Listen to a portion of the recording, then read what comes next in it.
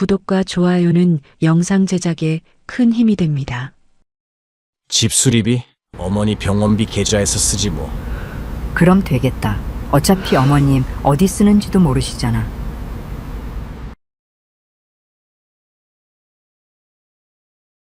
아들은 말했어요. 어머니 명의니까 걱정 안 하셔도 돼요. 그 말이 왜 그렇게 쉬웠는지 나중에 알았죠. 내 이름이 필요했던 게 아니라 내 이름만 필요했다는 걸요.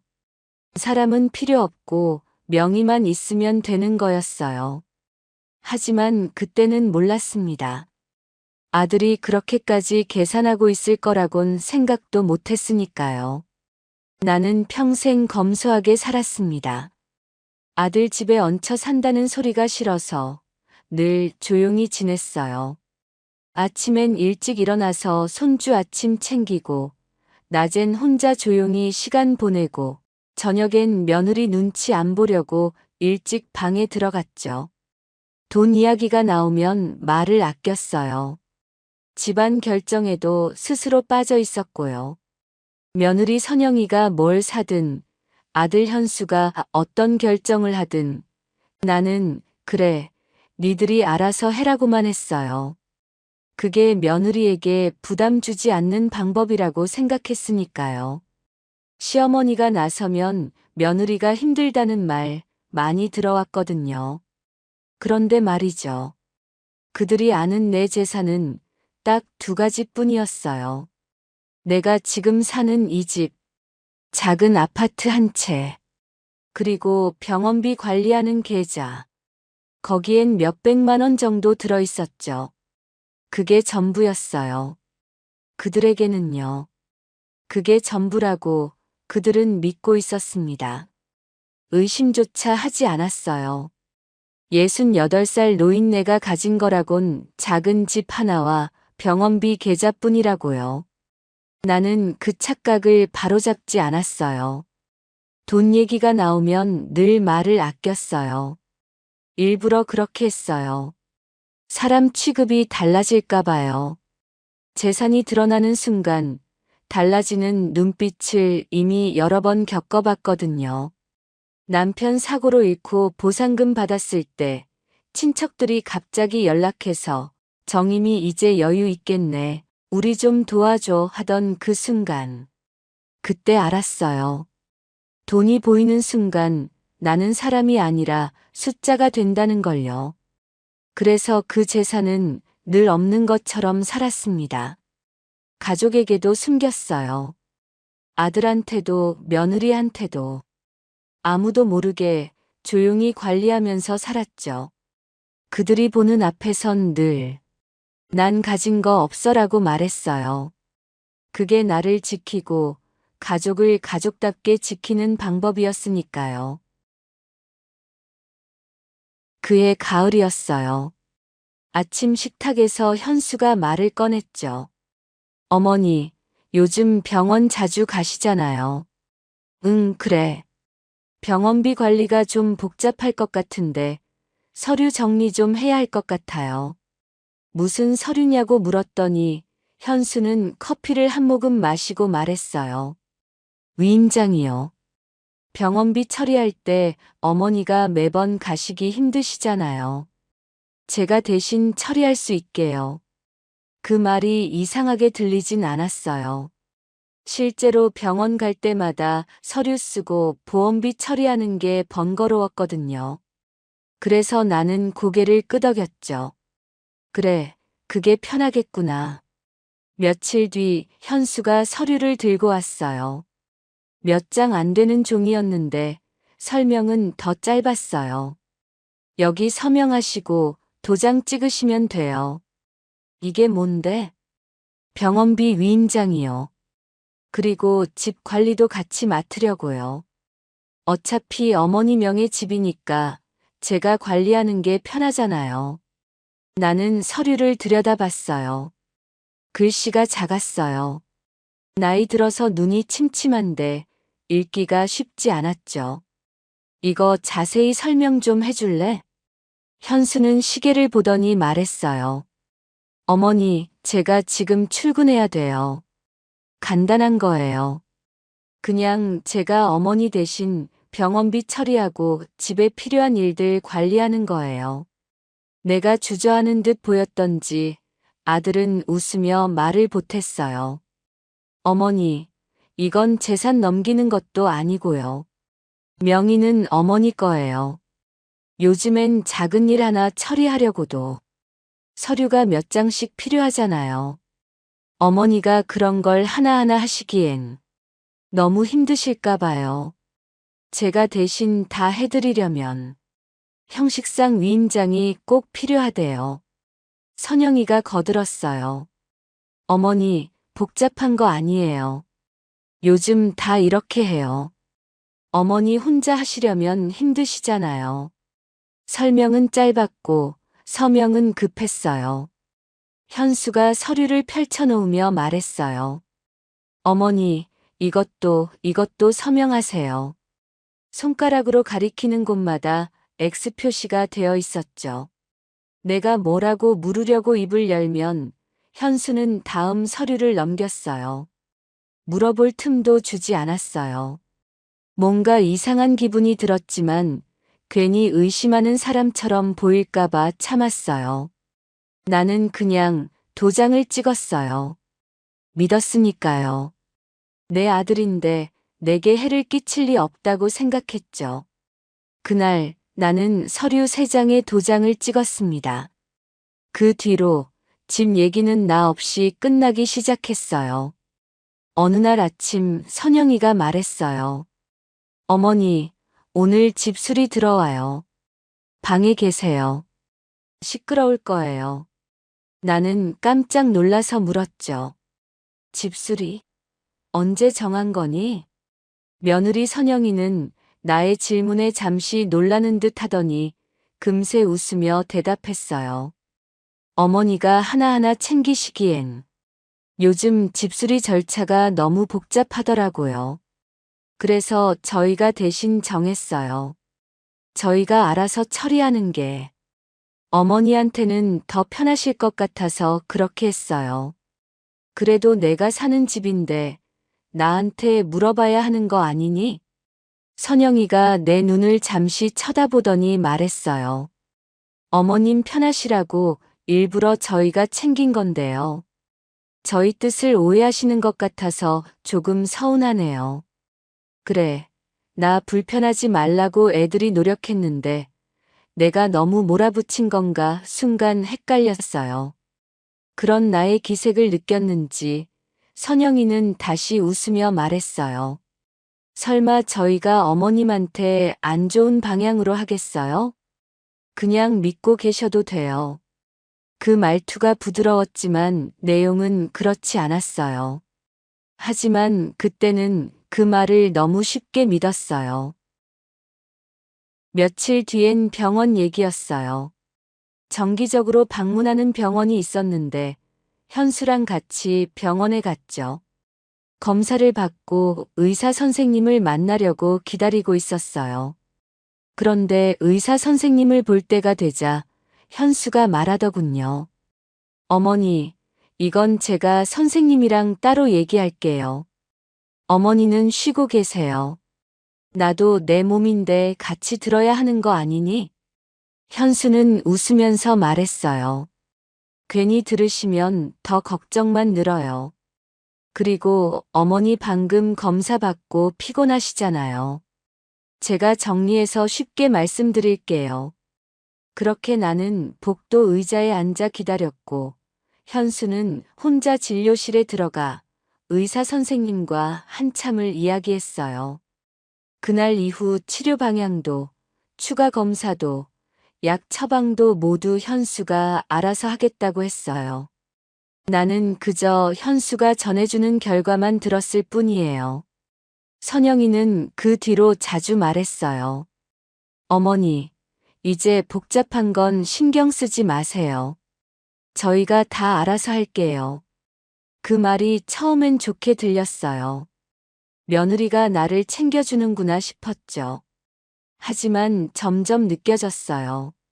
챙겨주는 게 아니라 배제하는 거구나. 어느 날 저녁 거실에서 현수와 선영이가 이야기하고 있었어요. 나는 방에서 나와 물 마시려다가 그 소리를 들었죠. 집수리 비용 어떻게 처리할 거야? 어머니 계좌에서 빼면 되지. 얼마나 남았는데? 한 500 정도. 병원비 빼면 그 정도야. 병원비 많이 나오는 거 아니야? 얼마 안 나올 거야. 걱정 마. 그래. 그럼 수리비는 걱정 안 해도 되겠네. 나는 그 자리에 서서 가만히 들었어요. 내 돈을, 내 계좌를 그들이 마치 자기 돈처럼 계산하고 있었어요. 그때 처음 느꼈습니다. 내가 관리 대상이 됐다는 걸. 내 이름으로 된 돈이지만 그 돈은 이미 내 것이 아니었어요. 내 집이지만 그 집의 결정권은 이미 넘어갔고요. 나는 조용히 방으로 돌아왔어요. 물을 마시지도 못한 채로요. 그날 밤 잠이 안 왔어요. 며칠 뒤 동네 작은 슈퍼에 갔어요. 슈퍼 앞에서 이웃 미숙 씨를 만났죠. 미숙 씨는 나랑 나이도 비슷하고 같은 동네에서 오래 살았어요. 어머, 정임 씨. 재산 정리 잘 되셨어요? 나는 고개를 갸웃했어요. 무슨 재산 정리? 아니, 며느리분이 그러시던데. 어머님 재산 정리 끝났다고. 그 말이 이상했어요. 내가 모르는 사이에 내 재산이 정리됐다고. 미숙 씨, 그게 무슨 말이야? 미숙 씨는 슈퍼 앞 벤치에 앉으며 말했어요. 저번 주에 며느리분 만났거든. 마트에서. 그때 물어봤어. 어머님 요즘 어떠시냐고. 그랬더니 며느리분이 웃으면서 그러더라고. 이제 어머님 재산 안전하게 정리 다 끝났다고, 걱정 없다고. 나는 말을 잃었어요. 정임 씨, 혹시 요양원 가시는 거 아니에요? 재산 정리했다니까 그런가 했네. 아니야. 나 요양원 안 가. 그럼 왜 재산 정리를 해? 나도 몰랐어요. 왜 그런 말을 했는지. 집으로 돌아오는 길에 계속 생각했어요. 재산 정리? 내가 모르는 정리가 뭐지? 그날 저녁 선영이에게 물었어요. 선영아, 미숙 씨가 그러던데. 내가 내 재산 정리 끝났다고 했다며. 선영이는 태연하게 대답했어요. 아, 그거요? 어머님 재산 관리 저희가 도와드리고 있다는 의미였어요. 재산 정리라니. 오해하셨겠어요. 미숙 아주머니도 참. 그런데 무슨 관리? 집이랑 병원비 계좌요. 저희가 관리하는 거 도와드리고 있잖아요. 위임장 사인하고 필요한 준비 다 했다. 뭐 그런 의미였어요. 나는 뭔가 이상하다고 느꼈어요. 하지만 정확히 뭐가 이상한지는 말로 표현할 수가 없었죠. 며칠 뒤 또 다른 이웃을 만났어요. 그 사람도 비슷한 말을 했어요. 언니는 아들이 참 효자야. 어머니 재산 다 챙겨주고. 그래. 그럼요. 요즘 그런 아들 흔치 않아요. 며느리도 좋은 사람인가 봐요. 나는 그냥 웃고 넘겼어요. 하지만 마음속으론 계속 의심이 자랐어요. 내 집을 자기들 마음대로 하는 게, 내 집과 관련된 결정에서 나를 배제하는 게, 내 통장의 돈을 아무 상의 없이 아무렇게나 쓰는 게, 과연 나의 재산 관리를 도와주는 걸까? 정말 애들의 말처럼 나를 위해서일까?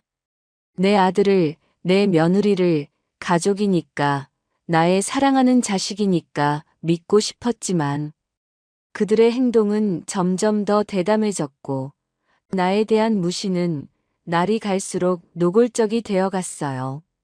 어느 날 선영이가 친구들과 통화하는 걸 들었거든요. 외출했다 돌아오는데 방 안에서 선영이 목소리가 들려왔어요. 내가 들어오는 소리를 못 들은 듯 했죠. 응, 시어머니. 이제 괜찮아. 재산은 우리가 관리하고 있어. 어머님 혼자선 복잡한 거 못하시니까. 그럼 사실상 우리 거지 뭐. 뭘 그렇게 따지지도 않으셔. 아들이 사인하라는데 그냥 하시는 거지. 뭘 묻고 할 만큼 많이 아시는 것도 아니고. 그리고 어차피 나중엔 우리한테 오는 거잖아. 미리 우리가 관리하는 게 낫지. 나는 숨을 멈췄어요. 사실상 우리 거. 아들이 사인하라면 그냥 하는 거라니. 그들은 내 재산을 이미 자기 것으로 생각하고 있었어요. 나는 조용히 서류를 다시 꺼냈어요. 그때 도장 찍었던 그 서류들. 찬찬히 읽어봤죠. 위임 범위가 생각보다 넓었어요. 병원비 관리뿐 아니라 집 매매동에 병원비 계좌 관리, 관련된 각종 법적 처리까지 거의 모든 권한이 넘어가 있었어요. 기가 막혔어요. 이래서 서류를 제대로 읽어보지도 못하게 하면서 빨리 사인하라고 한 건가. 하지만요. 그 서류들에는 나의 재산 중 극히 일부만 들어있었어요. 그들은 내가 보여준 것들만 알았으니까요. 집 한 채, 계좌 하나. 그게 다라고 그들은 믿었어요. 그제야 깨달았습니다. 아들과 며느리의 웃는 얼굴이 나를 속이기 위한 위선의 가면일 수 있다는 걸. 나는 그날 밤 깊이 넣어두었던 통장들과 계약서를 꺼냈어요. 아무도 모르는 내 진짜 재산이 들어있는 통장들. 그걸 보면서 생각했죠. 이제 말해야 하나? 하지만 아직은 아니었어요. 아직까지는 아들과 며느리의 진심이 무엇인지 확인하고 싶었어요. 한편으로는 나의 불안한 마음이 틀렸다고 믿고 싶기도 했고요. 다른 한편으로는 아이들에게 한 번 더 기회를 주고 싶기도 했습니다. 남편이 떠난 건 15년 전이었어요. 교통사고였어요. 갑자기 떠났죠. 장례 치르고 정신 차리고 나니 혼자였어요. 그때 받은 게 있었어요. 보상금. 보험회사에서 나온 돈이었죠. 적지 않은 금액이었어요. 친척들이 소문을 듣고 연락해 왔어요. 정임아, 힘들었지? 그래도 이제 돈은 좀 생겼네. 그래서 말인데, 우리 집 사업 좀 도와줘. 언니, 내가 지난번에 빌린 돈 있잖아. 그거 이번에 좀 갚기 어려울 것 같은데, 언니 급하지 않지? 형님, 우리 애 대학 등록금이 급한데, 조금만 도와주세요. 다들 내 사정에는 관심이 없었어요. 남편 잃고 얼마나 힘든지, 앞으로 어떻게 살아야 할지. 그런 건 묻는 둥 마는 둥 했죠. 그냥 내게 돈이 생겼다는 것만 중요했어요. 그때 느꼈어요. 돈이 보이는 순간 나는 사람이 아니라 숫자가 된다는 걸. 그래서 나는 입을 다물었어요. 보상금은 얼마 나오지도 않아 남편 장례비로 모두 써버렸다고 했죠. 아들 현수에게도 그렇게 알렸어요. 현수는 그때 막 결혼했을 때였어요. 신혼집 장만하느라 돈이 빠듯했죠. 만약 내게 돈이 있다는 걸 알았다면 당연히 도움을 청했을 거예요. 하지만 나는 그러고 싶지 않았어요. 내 돈으로 아들 집을 사주는 순간 나는 더 이상 어머니가 아니라 돈 있는 어머니가 되는 거니까요. 그래서 그 돈은 조용히 숨기고 남편과 함께 아들을 위해 모아뒀던 돈만 결혼할 때 보태 쓰도록 쥐어줬죠. 그리고 나는 옆에 있는 계약서를 들여다보았습니다. 더 오래된 이야기예요. 남편이 살아있을 때 시골에 작은 땅이 있었어요. 남편이 물려받은 땅이었는데 그때는 정말 시골이었죠. 시골집 땅 하나 팔아봤자 얼마 되겠어? 그런 곳이었어요. 그런데 세월이 흐르면서 그 동네가 달라졌어요. 서울이 점점 커지면서 전에는 논밭 갈던 시골이 이제는 수도권 도시가 됐죠. 지하철도 들어오고 아파트도 들어서고 그 땅을 판 건 한참 뒤였어요. 팔 때는 처음 가치의 수십 배가 되어 있었죠. 땅을 판 돈과 남편 보상금을 합치면 작은 금액이 아니었어요. 편안한 노후를 충분히 즐기고도 남을 돈이었습니다. 아니, 사실 내가 가지기에 너무 큰 돈이 아닐까 싶을 정도로 많은 금액이었어요. 처음에는 지금 사는 낡은 집을 팔고 더 큰 집으로 이사 갈까, 이 돈을 쓰면서 편하게 살까라는 생각도 들었지만 결국 그러지 않기로 했어요. 남편이 남겨주고 간 돈을 그냥 그렇게 써버리고 싶지는 않았거든요. 작은 건물을 찾아 조심스럽게 투자했습니다. 관리인을 두고 나는 겉으로는 아무 일 없는 사람처럼 살았죠. 돈 때문에 가족이 변하는 걸 보고 싶지 않았거든요. 엄마가 아니라 엄마 돈을 먼저 보는 얼굴들을 마주하고 싶지 않았어요. 그동안 내가 그렇게 살아온 건 남편 대신 내가 더 단단해져야 한다는 마음 때문이었고, 이렇게라도 잘 지켜놓으면 언젠가는 아이들한테도 좋은 일이 될 거라 믿었기 때문이에요. 그래서 말하지 않았어요. 숨긴 게 아니라 지켜온 거였죠. 그게 지난 15년 동안 내가 혼자 선택하고 혼자 책임지며 살아온 방식이었어요. 그래서 나의 삶은 이후에도 달라지지 않았어요. 조용히 집안일하고 손주를 돌보며 살아가는 엄마이자 할머니였죠. 그래서 그들은 몰랐어요. 내가 무엇을 가졌는지, 얼마나 가졌는지. 겉으로는 작은 집 한 채가 전부인 노인이지만 사실은 원한다면 그보다 많은 걸 누리고 살 수 있는 사람이라는 걸. 그리고 욕심이 눈을 가리는 관계를 원치 않아 조용히 살고 있을 뿐이라는 걸. 그 사실을 숨기고 산 게 15년이었어요. 그런데 이제 그들은 그 착각 위에서 판단을 내리고 있었어요. 어머니는 가진 게 이것뿐이야. 그마저도 혼자서는 관리하지 못해. 우리가 챙기고 관리해주니 마음대로 써도 돼. 라고. 미안하지만 그 판단은 완전히 틀렸단다. 나는 창밖을 보며 생각했어요. 언제 말해야 하지? 아직은 아니었어요. 그들이 어디까지 갈지, 나를 얼마나 더 가볍게 여길지 지켜보고 싶기도 했지만, 한편으로는 그쯤에서라도 다시 제자리를 찾길 바라는 마음도 있었어요. 그래도 나의 아들 며느리니까요. 어느 날 현수가 집에 일찍 들어왔어요. 거실에 앉더니 말했죠. 어머니, 이 집 정리 좀 해야 할 것 같아요. 나는 뜨개질하던 손을 멈췄어요. 무슨 정리? 이 집요. 어차피 어머니 명의잖아요. 근데 관리가 좀 복잡해요. 저희가 관리하기 편하게 구조 좀 바꾸려고요. 어떻게 바꾸는데? 현수는 서류 몇 장을 내밀었어요. 그냥 형식적인 거예요. 어머니 명의는 그대로인데 실질적인 관리 권한을 명확히 하는 거죠. 나는 물었습니다. 내 의견은 안 물어보니? 선영이가 거실로 나왔어요. 그리고 옆에 앉으며 말했죠. 어머니, 솔직히 말씀드릴게요. 목소리는 부드러웠지만 눈빛은 차가웠어요. 지금 어머님 혼자선 아무것도 못 하시잖아요.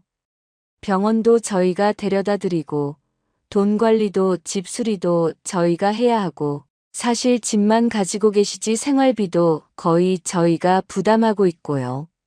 실질적으로 저희가 다 하고 있어요.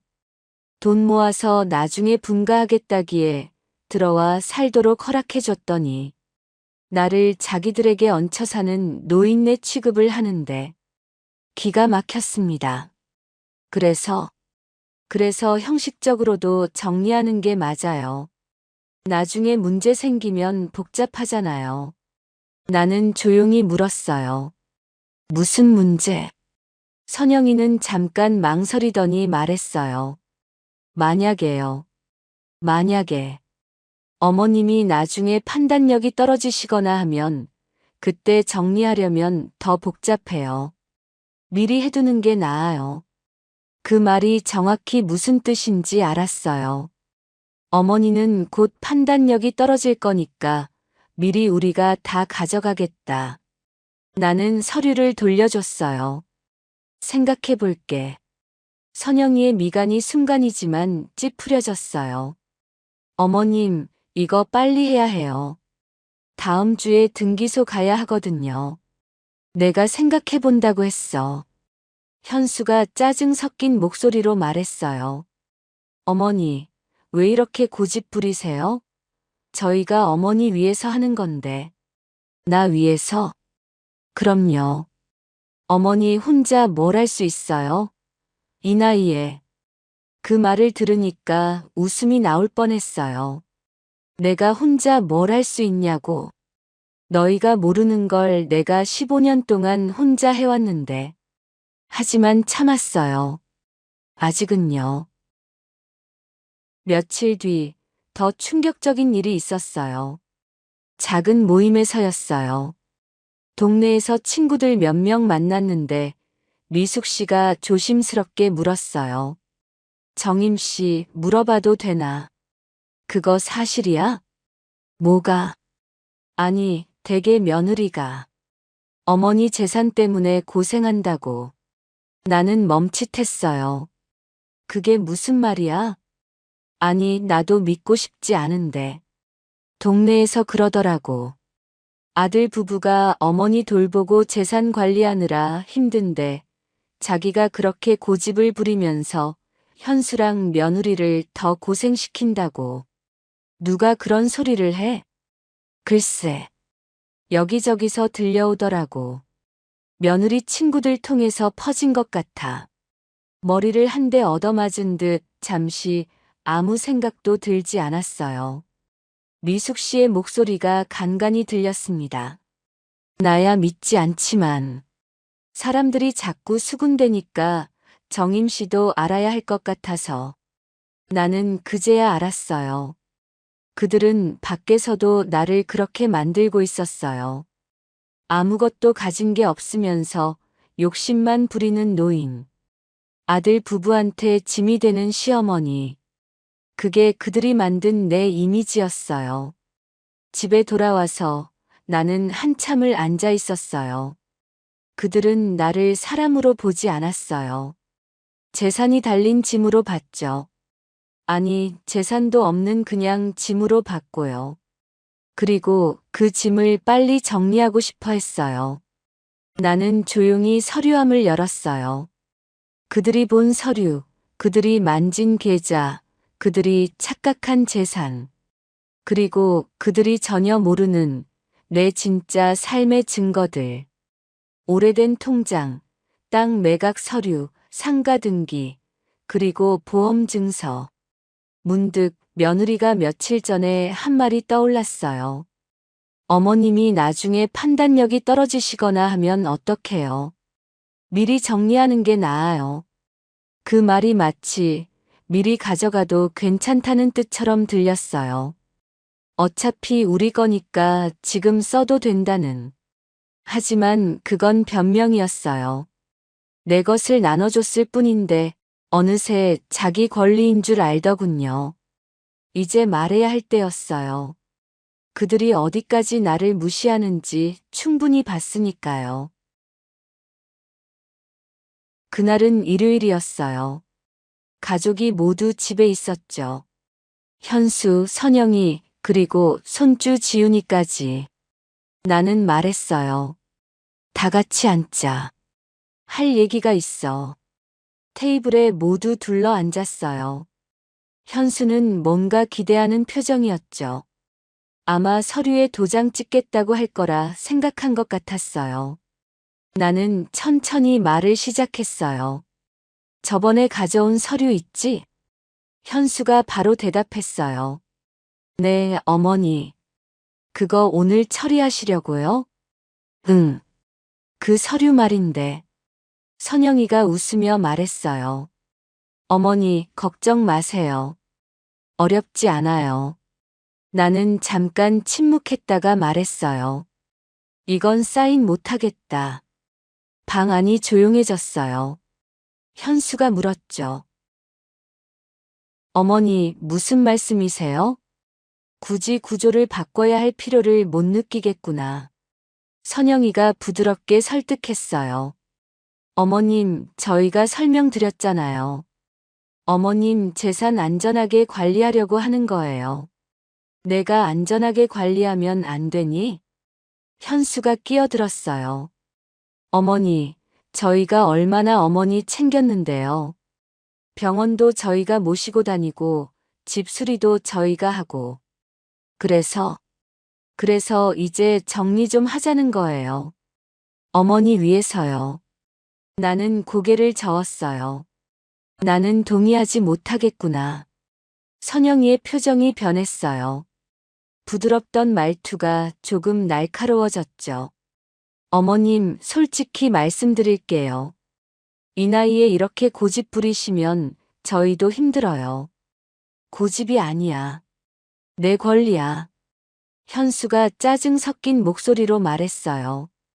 어머니, 저희가 지금까지 얼마나 챙겼는데요. 돈도 얼마나 썼는데. 전부 어머니 위해서 한 건데. 이렇게 나오시면 어떻게 해요? 그건 내가 선택한 거잖아. 그리고 정말 나를 위해서 한 거니? 현수는 잠시 말문이 막히는 듯 하더니 테이블을 내려치고는 돌아섰어요. 도대체 무슨 말씀을 하시는 거예요? 어머니를 위해서가 아니면 왜 어머니를 모시고 살겠어요? 선영이가 말했어요. 어머님, 저희도 충분히 노력했어요. 나를 한참 노려보듯 응시하더니 마치 참아왔던 말을 꺼내듯 말했어요. 어머님 자꾸 이러시면 저희 어머님 못 모셔요. 효도하고 싶어도 어머니가 이러시면. 그 말이 나왔어요. 못 모신다는 말. 현수도 거들었죠. 그래요, 어머니. 저희도 한계가 있어요. 어머니가 계속 이러시면 정말. 나는 조용히 앉아 있었어요. 그들의 말을 다 들었어요. 고집, 이 나이에 얼마나 챙겼는데 못 모신다. 그 말들이 그들의 진짜 마음이었어요. 나는 한참을 침묵했어요. 그리고 천천히 입을 열었습니다.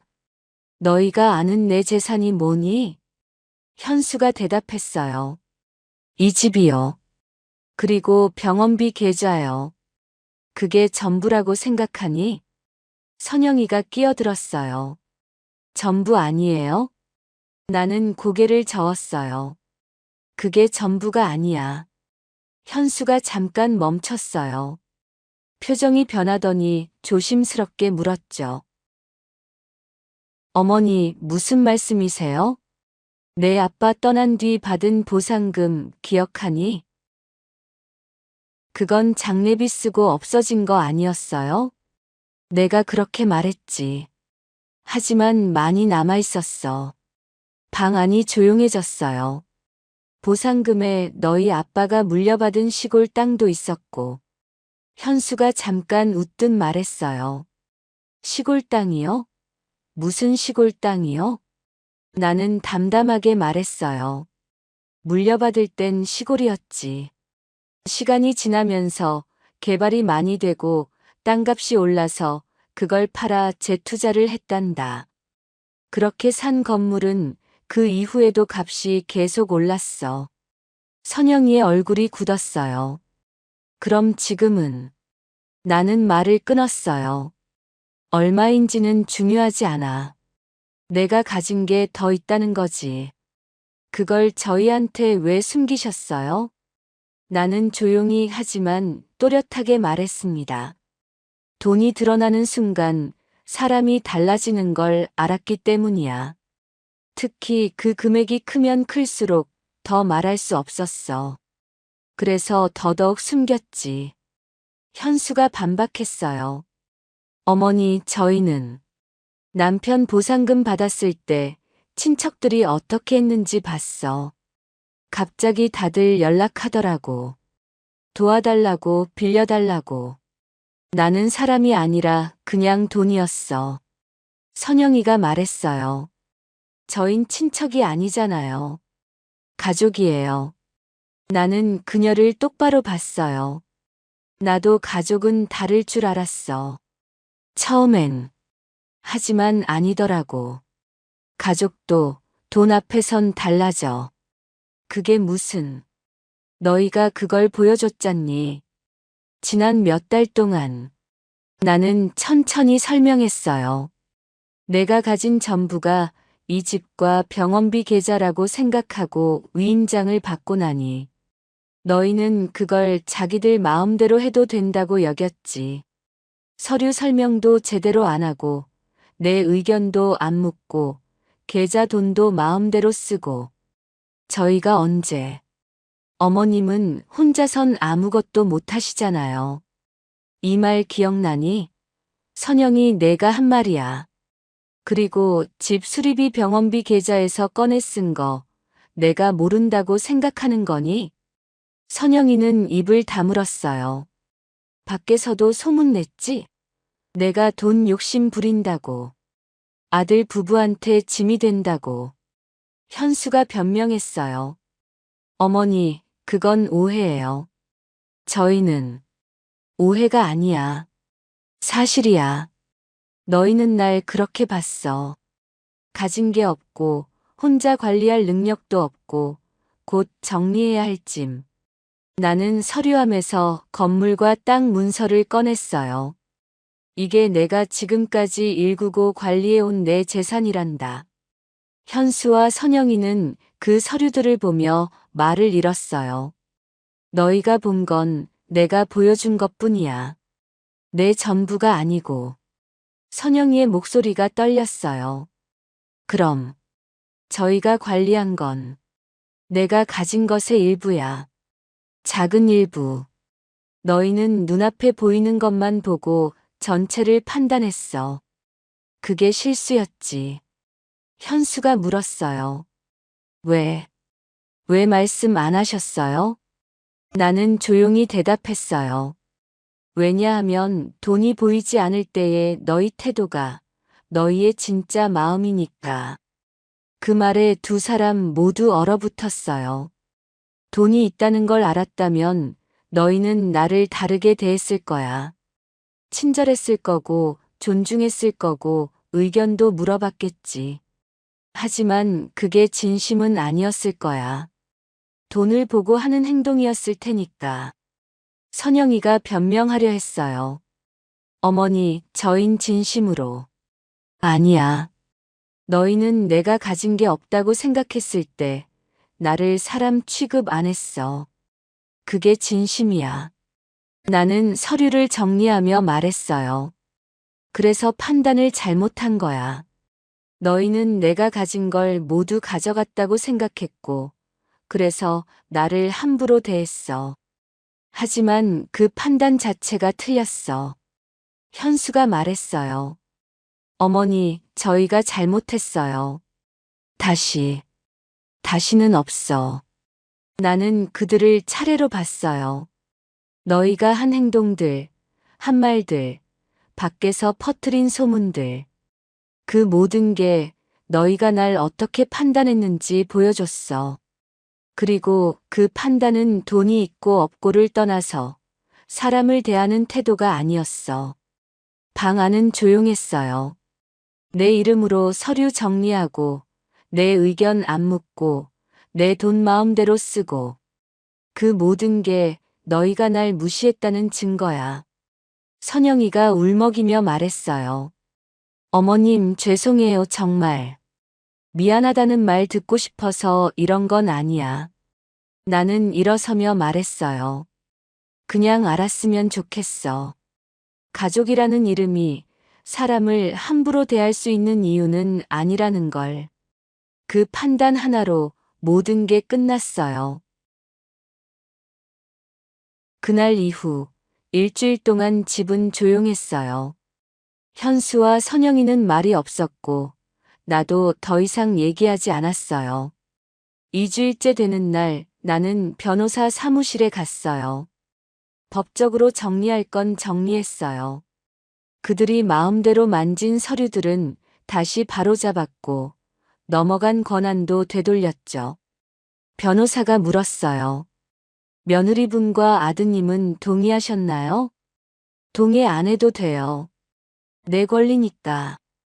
그래도 가족인데. 가족이라서 더 제대로 해야죠. 서류 정리가 끝났어요. 그제야 가슴이 좀 편해지는 것 같았어요. 내 것을 내가 지킨다는 것. 그게 이렇게 힘든 일인 줄 몰랐죠. 집으로 돌아오니 현수가 거실에 앉아 있었어요.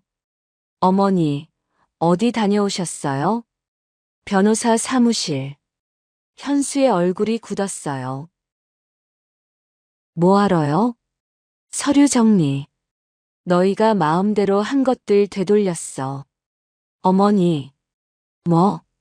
현수는 뭔가 말하려다가 결국 입을 다물었어요. 할 말이 없었겠죠. 며칠 뒤 선영이가 조심스럽게 물었어요. 어머니, 저희 이제 어떻게 해야 해요? 나는 대답했어요. 몰라. 너희가 생각해. 그래도 가족인데. 가족이면 다야? 선영이는 대답하지 못했어요. 나는 말했죠. 가족이라는 말이 사람을 함부로 대해도 된다는 뜻은 아니야. 그걸 모르면 가족도 의미 없어. 그날 이후로 관계는 돌아오지 않았어요. 한 달쯤 지났을 때 나는 결정했어요. 혼자 살기로요. 작은 원룸을 얻었어요. 깨끗하고 조용한 곳이었죠. 내 돈으로, 내 이름으로, 내 선택으로. 이사 가는 날 현수가 물었어요. 어머니, 진짜 가시는 거예요? 응. 저희한테 기회를. 기회는 충분히 줬어. 몇 달 동안. 최대한 담담한 목소리로 말을 이었어요. 이 집은 새놓기로 했다. 그러니까 시간 되는 대로 집 구해서 나가거라. 어머니, 갑자기 그러시면.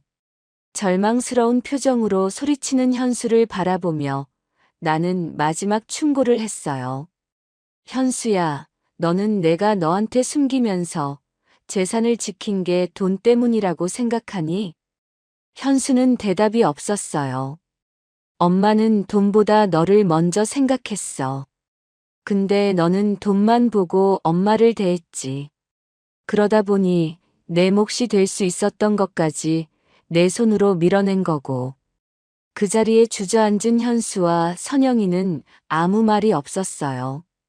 짐을 싸는데 손주 지훈이가 왔어요. 할머니, 어디 가요? 할머니가 새로 사는 집이야. 우리랑 안 살아요? 나는 지훈이를 안아주며 말했어요. 할머니도 할머니 삶이 있단다. 새 집에 들어가고 처음 며칠은 낯설었어요. 혼자 사는 게 오랜만이었거든요.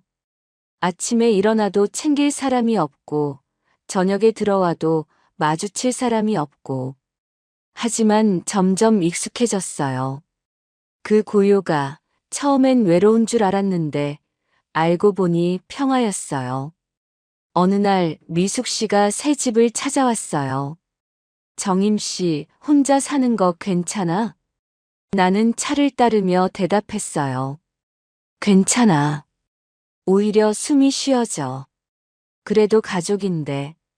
조금 심하게 하신 거 아니에요? 나는 웃었어요.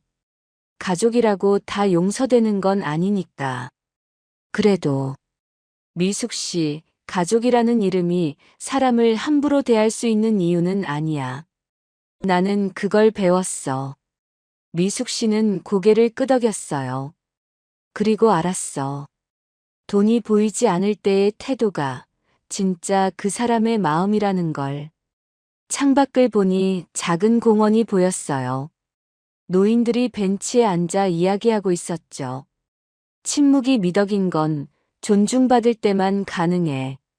나는 존중받지 못했어. 그래서 더 이상 침묵하지 않기로 했어. 미숙 씨가 물었어요. 후회는 안 해?